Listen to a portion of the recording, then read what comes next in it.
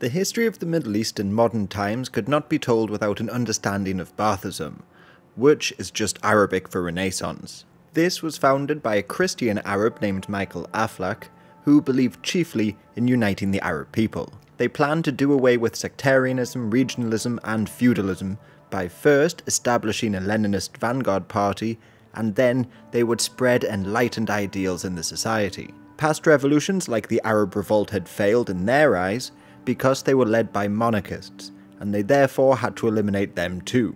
They also sought to get rid of the Arab League because this organisation ensured the independence of all member states and thus ended any real hopes of unification. Their socialist principles were enshrined in their charter, like Article 26, the Arab Baath Party is socialist, believing that the economic wealth of the homeland belongs to the nation. However, they were at heart still nationalists, in spite of the teachings of Marx. As for religion, even though Aflaq was a Christian, he saw the might of Islam. As he wrote, "Europe is as fearful of Islam today as she has been in the past. She knows that the strength of Islam has been reborn and has appeared in a new form, Arab nationalism." But he was still a secularist, and feared fundamentalism could stunt development. Plus, within the teachings, some notably fascistic ideas began to pop up. Zaki Arsuzi, for instance, believed that Arab purity should be enforced, and as I've mentioned before, there were already fascists and even some Nazis living inside the Arab world, like Alwar Brunner,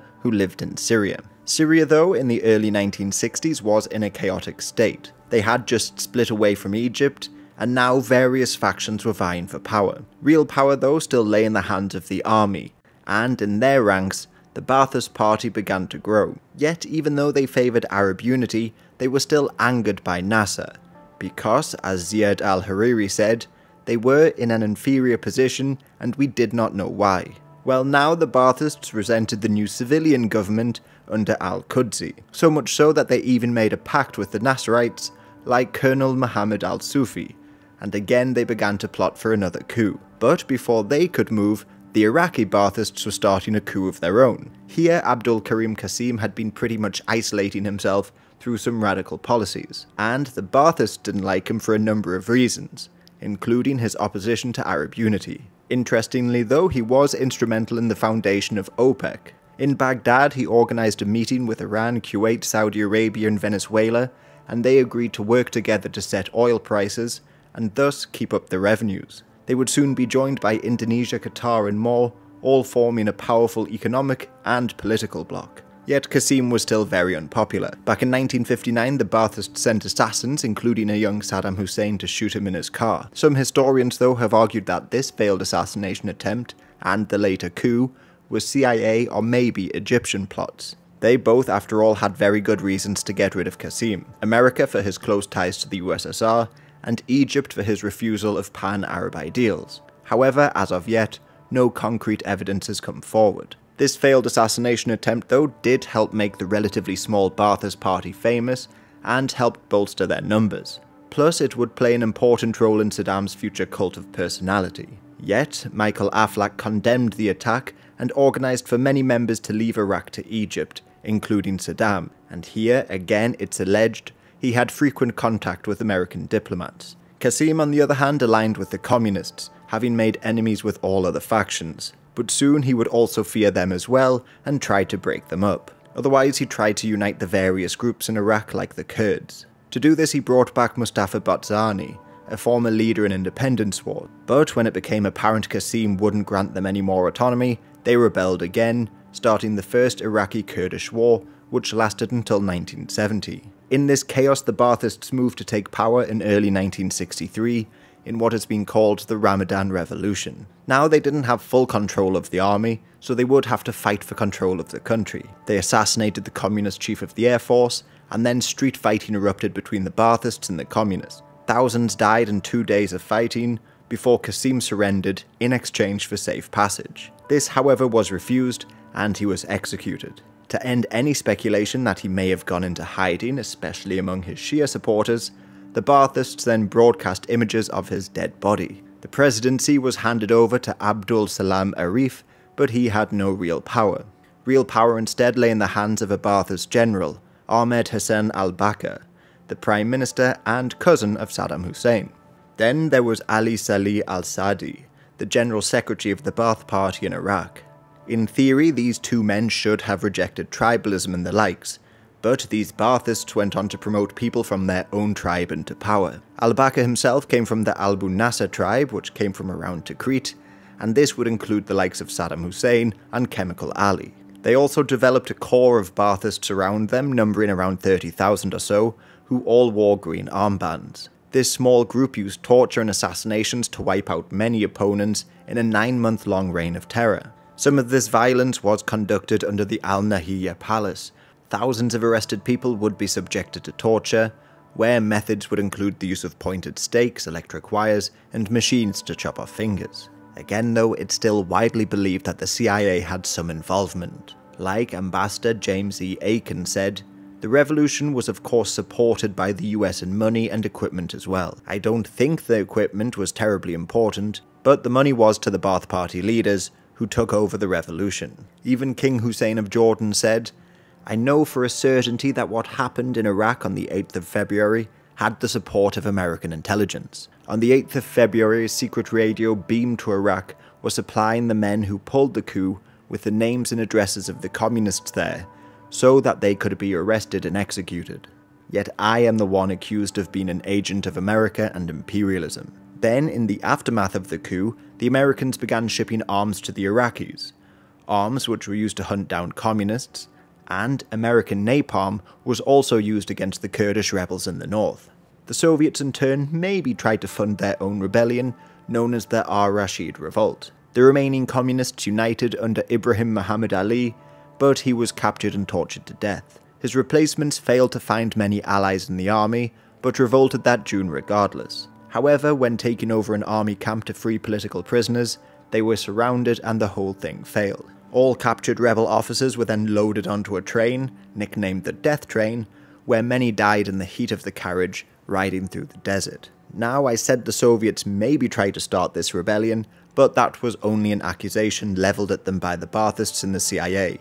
But again, this is disputed. It did, however, mark the beginning of a rift between Iraq and the Soviet Union. As such, the Soviets would actually begin supplying the Kurds in the north. And this entire Ba'athist coup inspired the Ba'athists in Syria to make a move themselves, ignoring Aflaq, who expressed concerns. On the 7th of March, under the likes of al-Hariri, they marched on Damascus and arrested al-Qudsi. Again, active in the coup was a future leader, Hafez al-Assad. He was from an Alawite family, and along with other Alawites like Salah Jadid, he helped to resurrect the Ba'athist movement during the years that they were under Egyptian rule. Interestingly though, his father supposedly signed a letter to Leon Blum of France, asking them to keep control over Alawite lands. In it, they argued, "In the Islamic religion, the Alawite people are considered infidels. The spirit of hatred and fanaticism embedded in the hearts of the Arab Muslims against everything that is non-Muslim has been perpetually nurtured by the Islamic religion."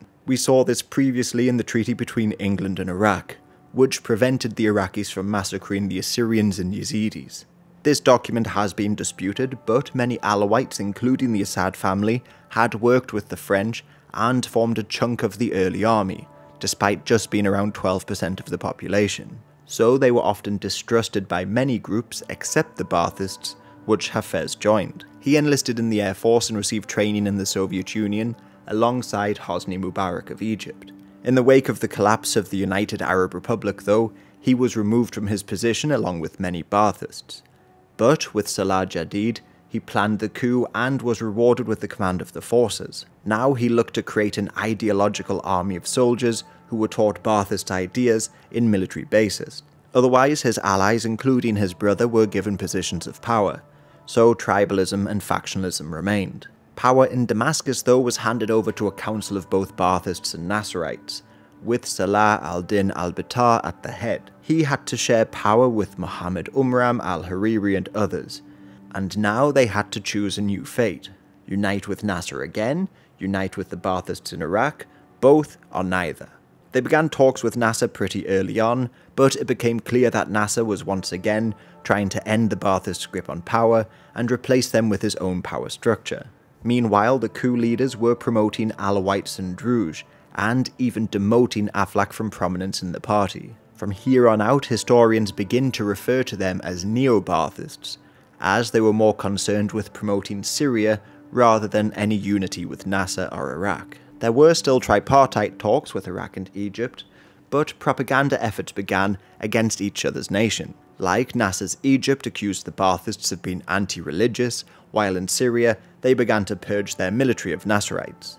Some Nasserites remained though, like Jassem al-Wan, and he, with Nasser's support, tried to launch another coup. However, the future president of Syria, Amin al-Hafiz, personally helped defend the army headquarters, and al-Wan and his conspirators were arrested. Interestingly though, there were a number of Palestinians who had taken part in the coup, possibly driven by Nasser.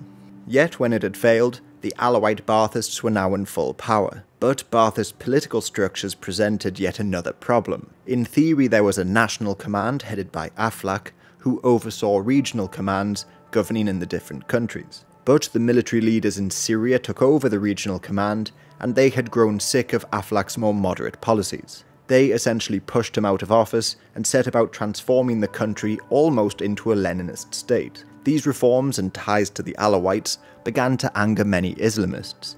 So the Muslim Brotherhood rose up in Hama in 1964. Again, they received funding from Egypt, allegedly, even though Nasser was cracking down on the Brotherhood in his own country. After taking over the town, they set up roadblocks and mutilated an Ismaili Shia. But then the Syrian army moved in and bombarded them into submission. This action received widespread condemnation, but Jadid and Assad defended themselves, saying that they were only fighting against class enemies.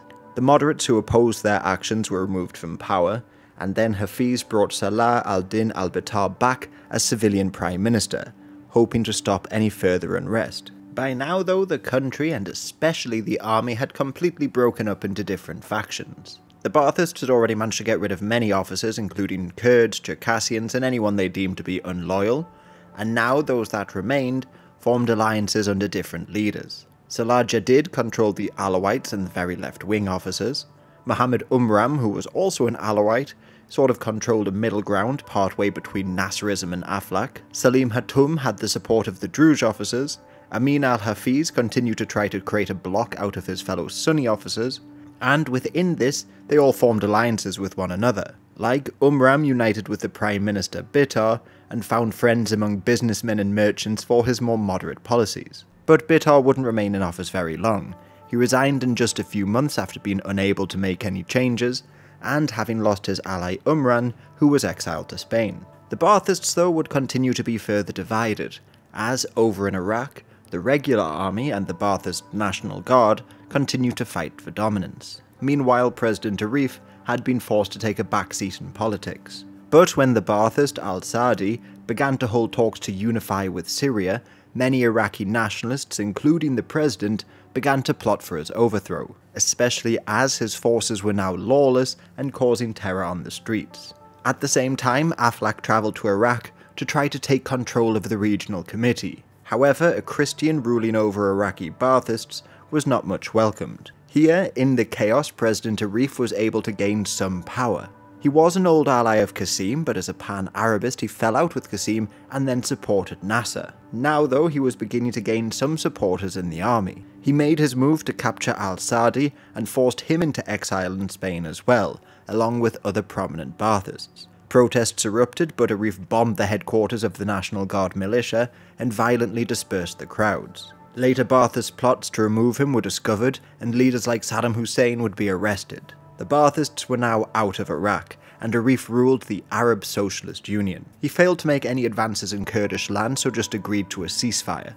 Instead, he focused on making Nasser-style reforms, such as nationalising the banks and the likes. Meanwhile, Amin al-Hafiz would take over Baathist Syria, but he was now completely surrounded by Nasserites, and he was far from in full control of the Syrian Baathists himself. That's not to say though these countries were completely opposed to striking deals with one another though. For instance, they were all united against Israel.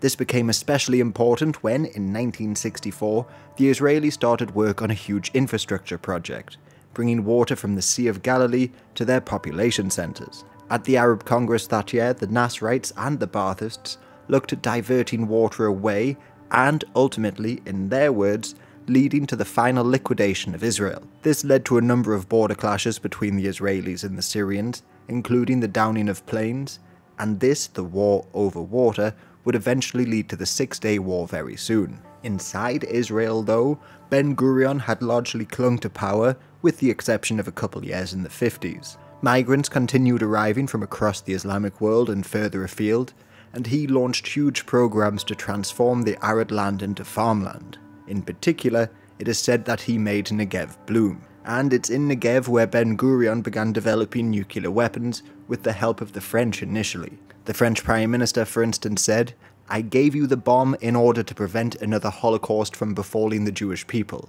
and so that Israel could face its enemies in the Middle East." Later documents also revealed that Britain, Norway, and even Argentina were involved in shipping nuclear materials to the Israelis, and a great deal of funds came from wealthy Jewish people abroad.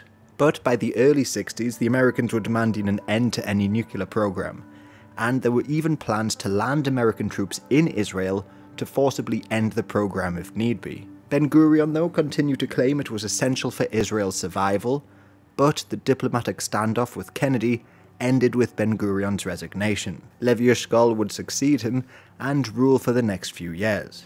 Elsewhere, though, countries were embroiled in disastrous civil wars.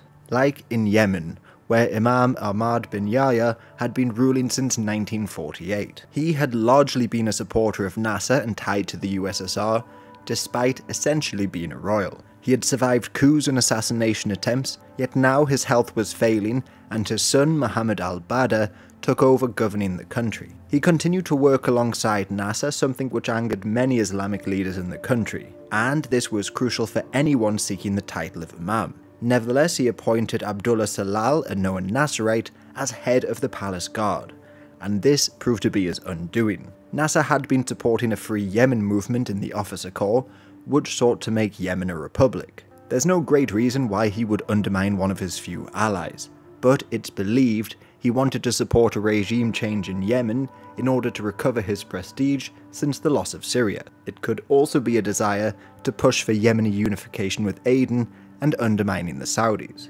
As Badr said though, "Now I'm getting my reward for befriending Nasser. We were brothers, but when I refused to become his stooge, he used Salal against me.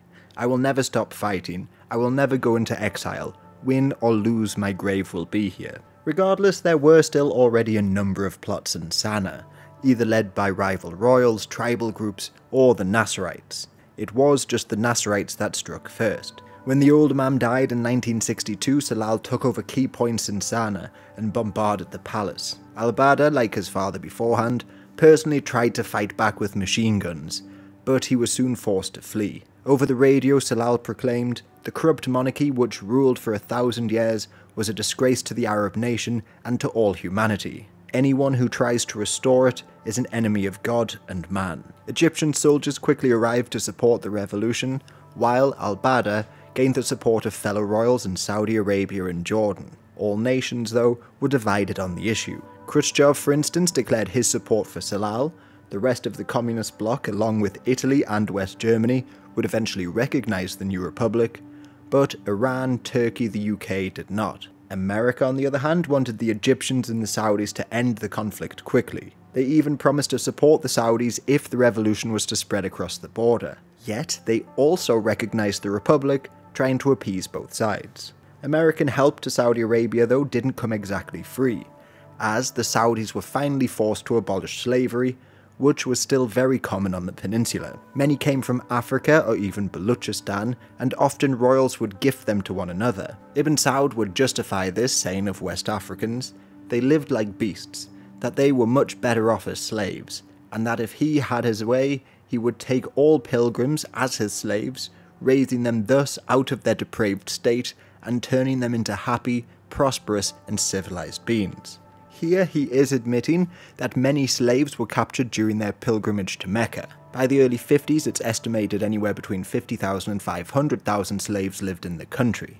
Reports spread around the world of runaway slaves being beheaded in front of the royal palace, and this royal palace was also guarded by so-called Nubian slaves. All of this had worked against America though, as they were shown as supporters of slave kings in NASA's and Soviet propaganda. But America was now finally able to pressure the Saudis to free the slaves, even though it wasn't immediate. Back in Yemen, the Republicans often just ignored the Americans, and with the Egyptians, they bombed the Saudi town of Najran. They also refused to make any deals with the monarchists, and this war would go on to cost the Egyptians a great deal of money. Even the new Saudi ruler Faisal would continue arming the royalists, but he would come to power rather controversially. King Saud had been an unpopular monarch because he pulled the country into debt, and back in 1958 he caused an international crisis. He, although sometimes working alongside Nasser, had actually planned on assassinating the Egyptian leader.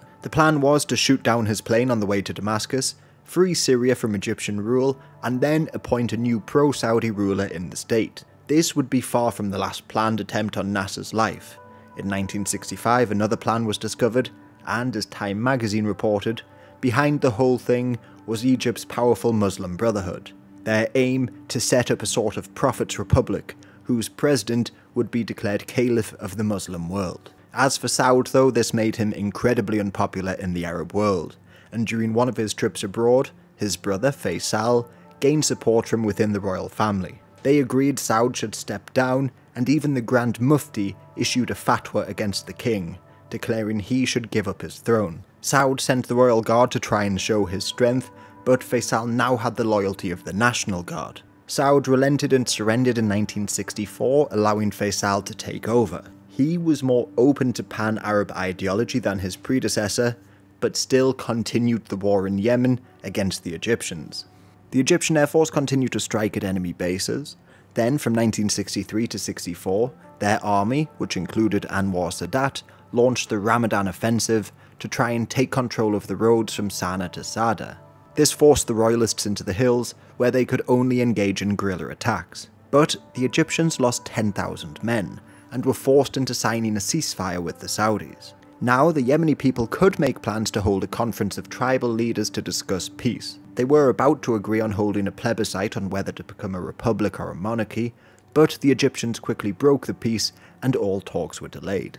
The Egyptian advances were again halted, and some tribes even swapped sides, notably the Nam. However, this was far from an ideological decision, they were just promised loot. Together they ambushed the Egyptians, cut their supply lines, and began pushing them back. Really though, allegiances in this conflict had more to do with religion rather than politics out in the countryside. You see, the Imam was the head of the Zaydi, who was Shia, so the Sunnis threw their support behind the Republicans, although Salal himself was a Shia. However, it's often more complicated than that. Otherwise, Saudi money was also used to hire mercenaries from Europe, many of which had experience in fighting in Rhodesia, Indochina, Algeria and the likes. The British, also fearful of an attack on Aden, covertly supplied the royalists with arms, and it has been revealed that the Israelis were involved in airdrops, plus the Iranians, who themselves were Shia, also supplied the royalists. Nasser though continued spending huge sums of money, plunging his country into nearly $3 billion of debt. He called on the Soviets to step up their aid, but the royalists were now in possession of key roads in the country and crippling their supplies. However, we'll leave northern Yemen there because in southern Yemen there had been some changes. Here the British had allowed local rulers to begin to form a federation with the intention of creating an independent state. This could have truly jeopardized all of Nasser's plans. He therefore held a speech promising to commit even more men to northern Yemen and reclaim Najran for the country. The Americans therefore threatened to end economic aid to Egypt, while the Soviets believed that they could not support them in a larger conflict. Nasser was then forced to increase taxes to fund the war, but a stalemate had ensued. In their desperation, it seems that the Egyptians were using numerous chemical weapons on villagers, something which they deny, but still no breakthrough was made. Nasser also turned to funding guerrilla armies in British southern Yemen, like the National Liberation Front. In late 1963, they attacked the British High Commissioner, which prompted the government to declare a state of emergency in Aden. The rebels mainly just carried out grenade attacks, in one famous case attacking a children's party. The majority of their attacks though were pretty ineffective, and only struck at off-duty soldiers. During the crisis, the British temporarily abandoned the idea of granting South Yemen independence. They were possibly pressured by the Americans in this, as they correctly saw that the country could become a puppet of NASA or possibly even the Soviet Union. And to further complicate matters, those that were pushing for independence were split between themselves. Much of their movement had been born in the trade unions, which were heavily influenced by Marxist ideology. The leading group here was the National Liberation Front, which was slowly beginning to turn more radical and fall out with NASA. So Abdullah al-Asnag formed the Front for the Liberation of Occupied South Yemen, which remained close with NASA and the Republic of North Yemen, while they began to clash with the Marxists in the streets. The British were therefore able to successfully bomb many of their positions outside the city, but all of this would quickly unravel in 1967. However, before we get onto that, there would be another growing front in the Arab Cold War across the border in Oman. There, Saeed bin Taimur continued to rely on the British, but internally he was a despot, often stifling development despite the poverty of his people. He had managed to unite his country a decade earlier, after deposing the Imam, but his next challenge would come in Dhofar in the far west. Historically, it was the centre of the frankincense trade, and had a great deal of arable land. However, it is very sparsely populated, and how it even became part of Oman isn't exactly clear. It's been said that much like in eastern Yemen, they had connections with India. In this case, Saeed Fidal al-Alawi had been exiled by the British and established rule in Dhofar in the middle of the 19th century. He tried to establish some ties with the Ottomans, but the locals chased him out of power, and the British seemed to have helped the Omanis establish control of it afterwards. But really, there's not a wealth of information out there. By the 20th century, observers wrote how the province was treated almost like the personal property of the Sultan, where he could draw his own income. Otherwise, former supporters of the Imam were residing in Saudi Arabia, and they were joined by Musallam bin Nufal, a tribal leader from Dhofar. The Saudis, by the way, had long contended with the Omanis over the Buraimi oasis, and they supported the Imam in the previous war. Now, though, they supplied bin Nufal with weapons to travel across the empty quarter and start the Dhofar War. His group, the Dhofar Liberation Front, attacked British bases in Salalah in 1962 and continued striking at oil installations and the likes. The Sultan, meanwhile, had continued to underfund his own army and only had a few dozen men in the region. And in 1966 there was an attempt on his life, which turned him into a paranoid wreck. He placed his own son under house arrest and never really left the palace himself, while his new laws appeared more and more unhinged. Like he banned people from wearing sunglasses, playing football, and even smoking in public. He also went against British advice and launched a huge counter-offensive in Dhofar, burning villages and killing civilians. This all pushed more and more people into joining the initially very small uprising. Other nations would also try to expand their own influence, and the small rebellion received the backing of Egypt, China, and the Soviet Union, all later pushing the rebels to adopt Marxist principles. Otherwise, right the way across the Islamic world, another war was going to tear apart any hopes of Arabic unity, and this was between Algeria and Morocco. Now, these two countries were already pretty much on opposite sides of world events. Algeria, under Ahmed Ben Bella and the FLN, were firmly opposed to the Western powers, while Morocco, under their new king Hassan II, was a monarch aligned with the West. For a little while, there were some gestures towards unity, notably the creation of the Casablanca Group in 1961, which was a forerunner of the African Union. But nothing came of this. Inside Morocco, controversially, Hassan had had ties with the Israelis. For instance, on coming to power, he met with Mossad leaders and organised tens of thousands of Moroccan Jews to be flown to Israel as part of Operation Yachin. His predecessors and many other Arab leaders refused to allow migration as it would strengthen Israel, but Hassan agreed, in exchange for payment. Nearly 100,000 left the country for Israel, essentially ending the centuries-old Jewish community in Morocco. Hassan II was also known for brutally cracking down on opposition during the Years of Lead, while his main focus rested on claiming back Moroccan lands. Well, their alleged Moroccan lands.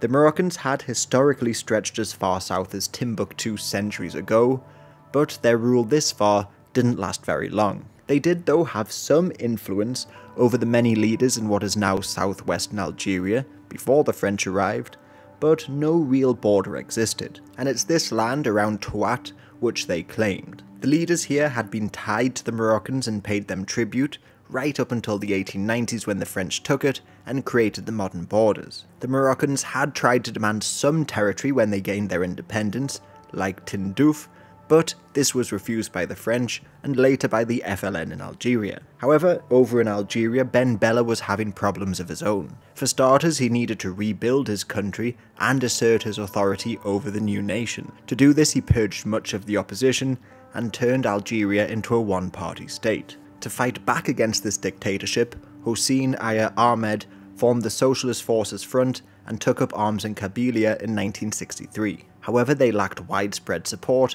and were quickly forced back up into the mountain. But there were still a number of groups that opposed the new government, like the Party of Socialist Revolution, which was made up of many trade union leaders and former FLN fighters.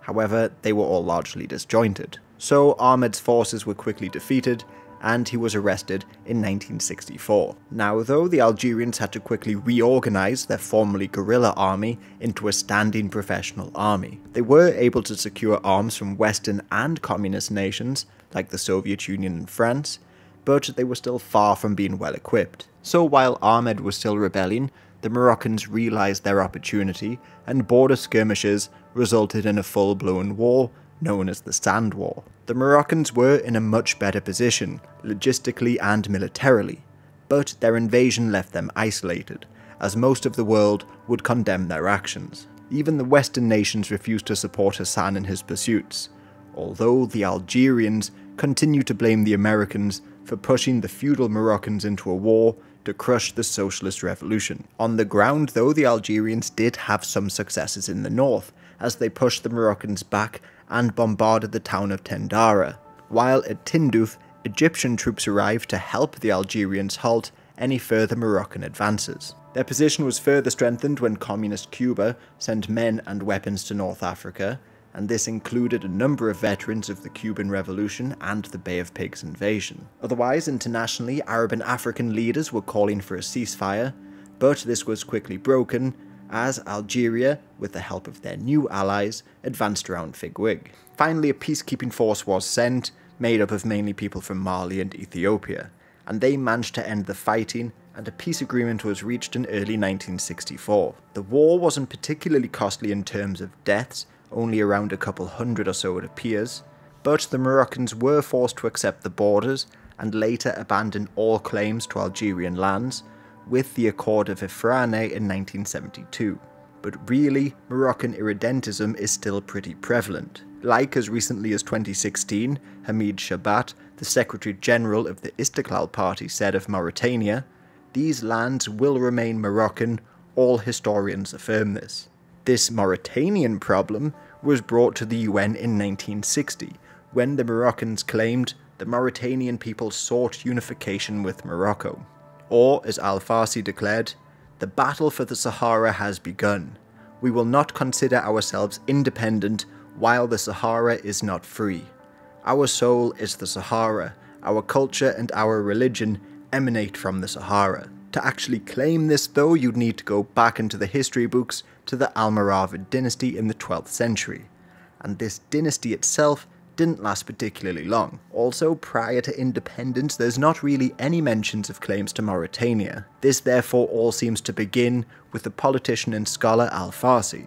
As Douglas E. Hopkins wrote, the position of Mauritania did not play an important role in Moroccan politics until 1958. The evidence suggests that the Mauritanian question became a national issue only when the difficulties of ruling a developing nation became fully apparent to Moroccan leaders. Yet over in Mauritania, their president, Mokhtar Ould Dada, had his own plans of creating a Greater Mauritania. C.R. Pennell, writing at the time, described how the president talked about a Greater Mauritania, a supposed common culture shared by Arabic-speaking tribes between the Senegal River and the Dra Valley. The idea helped build unity at home and hold back Moroccan expansionism. Then, in the middle of both of their claims, was the Spanish Sahara, which Franco was unwilling to cede nor grant independence to. There was, though, the beginning of a push for independence through people like Muhammad Basiri. He travelled around the Islamic world to study and wrote, "The Sahara has never been Moroccan. Through history, Morocco never sent any Moroccan governor to the Western Sahara, nor have the Sahrawis ever pledged loyalty to any Moroccan monarch." All of these claims would result in a long war just a few years later, which will see the Algerians undermine their Moroccan rivals by supporting the independence fighters of what would become Western Sahara. Algeria, though, continued to have their own problems.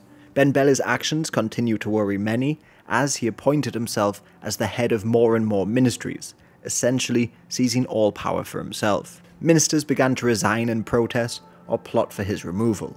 This included Houari Boumediene, the defense minister, who had control of the army, and there was even a young Abdelaziz Bouteflika who would become president in the 21st century. Well, when Ben Bella was looking to reshuffle the military leadership once again in June 1965, the plotters decided to finally remove him. They gained the loyalty of the palace guards, and in the middle of the night, moved tanks into the capital and took power in a bloodless coup. People did protest the seizure of power, but Boumediene formed a revolutionary council and appointed himself president and defense minister, much like Ben Bella had done. He then proceeded to declare that he would introduce more socialist reforms, but still some demanded even greater change. Tahar Sabiri, who had helped organise the last coup, decided to launch a coup of his own in 1967. However, he didn't have a lot of support, and the Algerian forces stopped him from entering the capital. Afterwards, the president purged even more rivals, nationalised Algerian oil,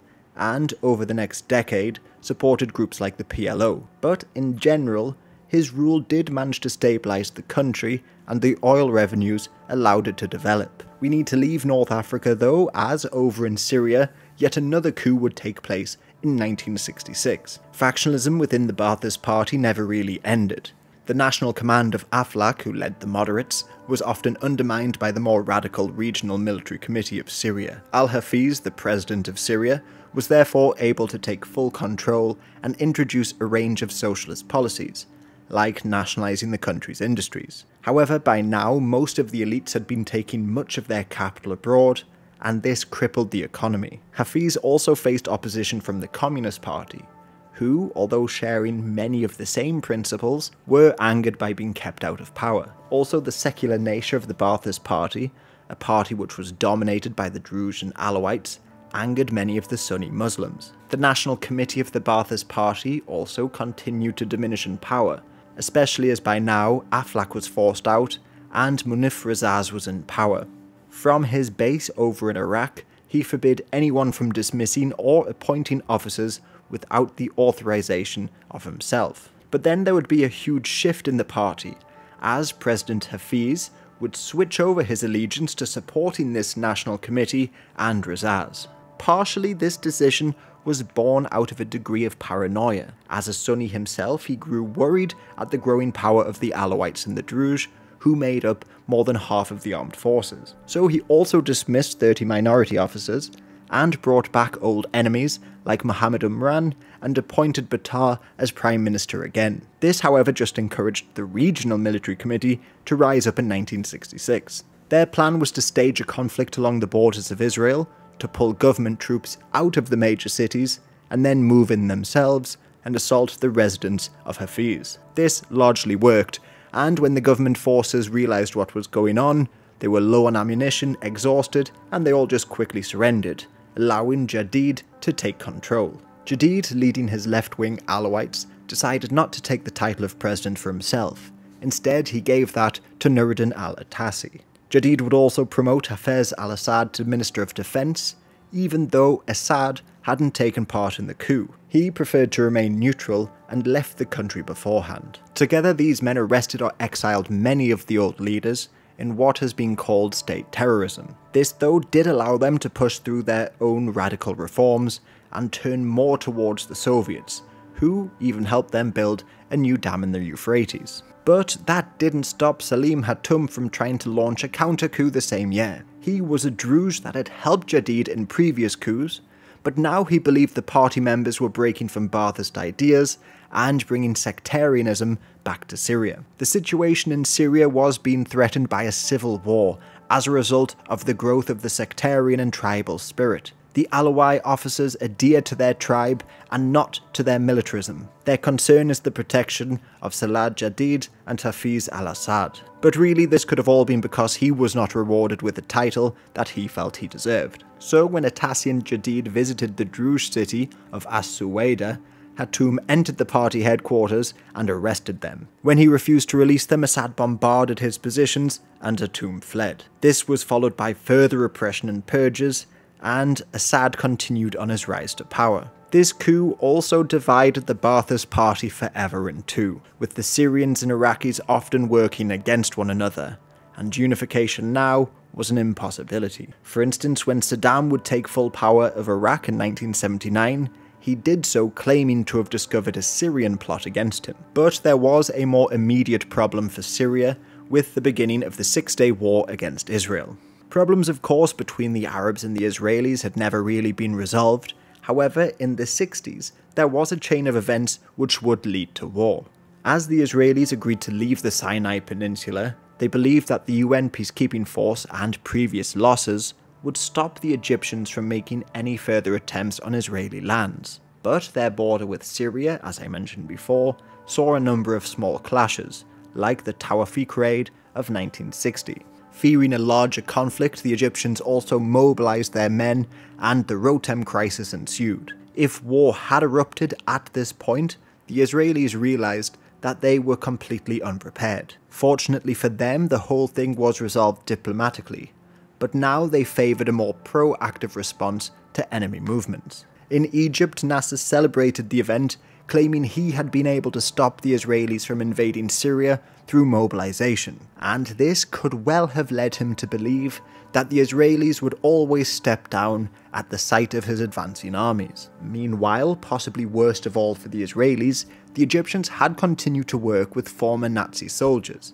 and they were helping Nasser build missiles capable of striking deep into Israeli territory. To try and stop this, the Israelis launched Operation Damocles, which targeted these scientists living in both Egypt and Europe. Some have speculated, though, that Mossad actually worked with Otto Skorzeny, another former Nazi, to carry out these assassinations. But in the end, they did manage to successfully, largely end Egypt's missile program. But the Israelis now had to deal with a new threat in the PLO.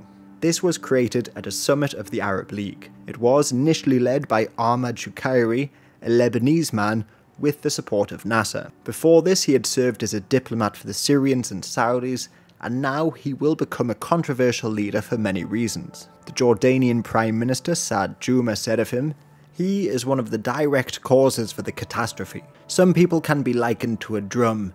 When you strike it, it produces a clamour and din because of its emptiness." Then in June 1967, Shukayri held a press conference and said, "We shall destroy Israel together with its inhabitants, and for those who remain, if any do, the boats will be waiting to banish them." He wasn't alone in this rhetoric, by the way, as even Nasser would continue to make similar remarks, like, "We shall not enter Palestine with its soil covered in sand, we shall enter it with its soil saturated in blood."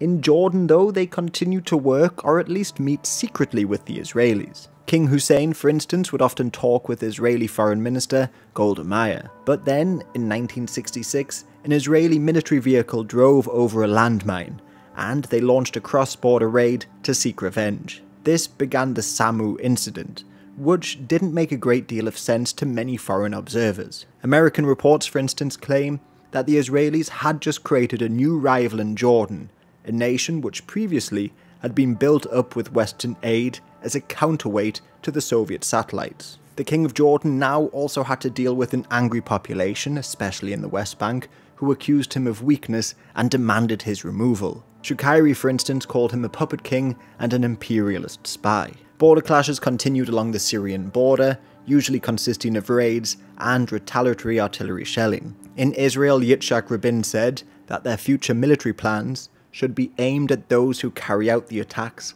and at the regime that supports them. This, along with Soviet pressure, pushed the Syrians to form a defensive alliance with the Egyptians despite their complicated history.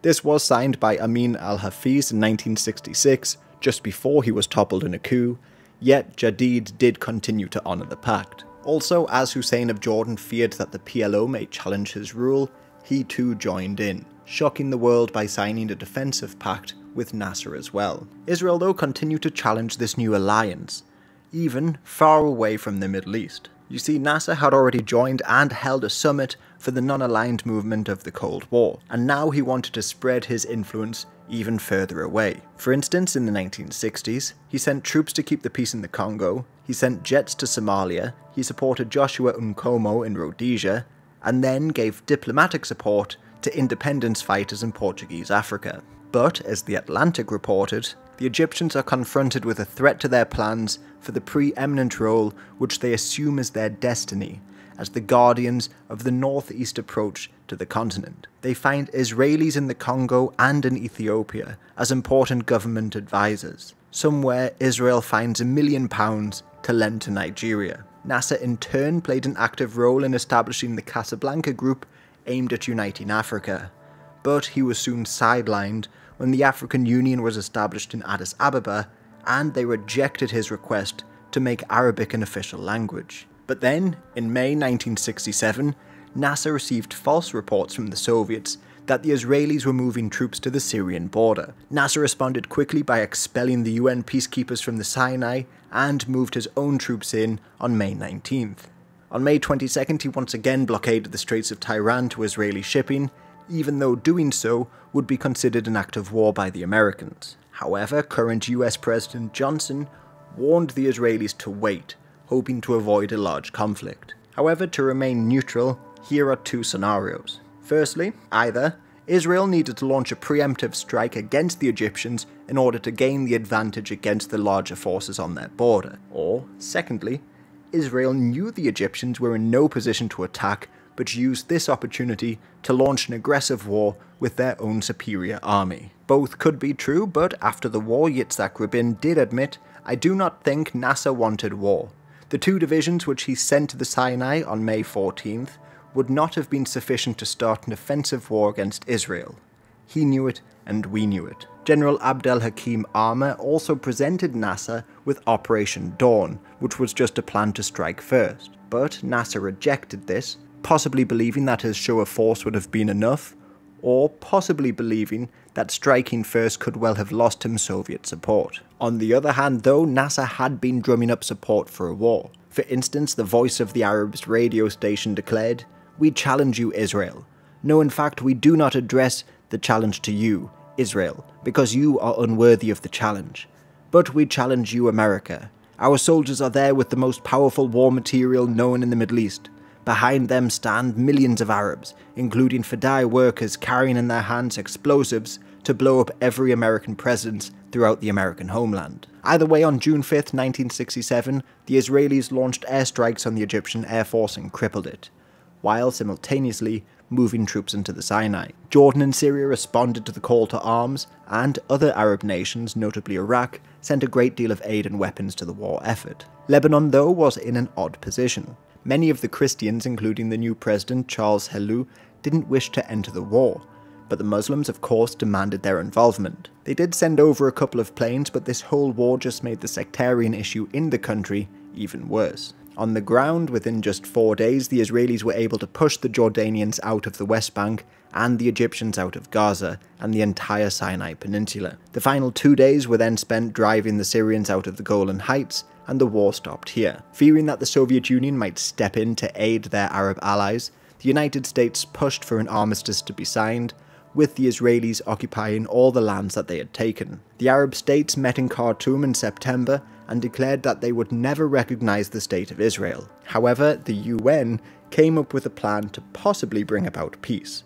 Resolution 242 was brought forward by Britain's Lord Caradon, which demanded the Israelis hand back all of their newly acquired lands in exchange for peace and recognition of their state. This though did set the framework of the Land for Peace policy, which would take many years to actually implement. But it did put the Israelis in a far more dominant position in Middle Eastern politics after once again defeating the Arab nations. Crucially though, we should probably look at how Israel was once again able to succeed. Now, if you were to look at the Nasser youth movement, they say the June 1967 defeat was not due to the failure of Nasser's regime. It was rather an American punishment for Abdel Nasser's success in building a successful economic and social revolutionary model that posed a serious threat to the American and Zionist project in the Arab world. Maybe this is true. Many of the Israeli weapons were from the West by this point, but during the war the Israelis accidentally attacked an American ship in the Mediterranean. Well, supposedly accidentally. Plus, it was the Americans who had stopped the Israelis developing nuclear weapons and stopped them from advancing any further or forcing through regime change. Plus, the Arab states were heavily supported by the Soviet Union. Their entire force totaled nearly 500,000 men compared to Israel's 250,000. Egypt also had more tanks than Israel, with 900 compared to Israel's 800. Add on top of that Jordan's 270 tanks, and again it should have been an Arab victory. Then Israel only had around 300 combat planes compared to Egypt's 420. So again, this doesn't tell the full story. As Hisham Melhem recorded, most Arabs sought refuge in denial, refusing to admit that their military rout was emblematic of a deeper rot in cultural maladies and social defects. Many wanted badly to believe that Israel's victory was achieved only because of Western machinations and deception. The belief among Arabs that their armies would prevail in the war was almost universal. These cultural maladies, of course, could include poor military appointments. I've already talked a lot about how in Syria, ethnicity and loyalty mattered more than merit, and purges were commonplace. And this was partially true in Egypt as well, as General Arma was often in a push for power with Nasser himself. Arma had actually been in control of the forces in the Sinai, but most of his best officers were over in Yemen, fighting in the civil war there. And even they were largely promoted based on ideology or alliances, not necessarily merit. He therefore panicked immediately and ordered a full retreat, and for this he was fired afterwards. Nasser meanwhile resigned himself, but the people took to the streets and demanded he return to power, and he quickly arrested Arma for allegedly supporting a planned coup. So no nation seemed safe from plots and factionalism in any branch of government. But some went even further, like Sadiq al-Azam, who argued the defeat was a result of huge cultural issues in his book Self-Criticism. He put forward a whole host of issues, like corruption in everyday life, from paying to pass exams to getting a good job. And because skill was not rewarded, you may find many high-ranking people in cafes or taking a nap, rather than at work. He said the Arab world lagged behind their enemies because the greatest example of entirely wasted Arab human resources is the completely and utterly excluded half of the Arab people, and I mean by this, Arab women. But for this he was arrested and his book was banned, and that may be the largest issue. Voices demanding reforms were ignored or punished, and no real reforms were ever implemented.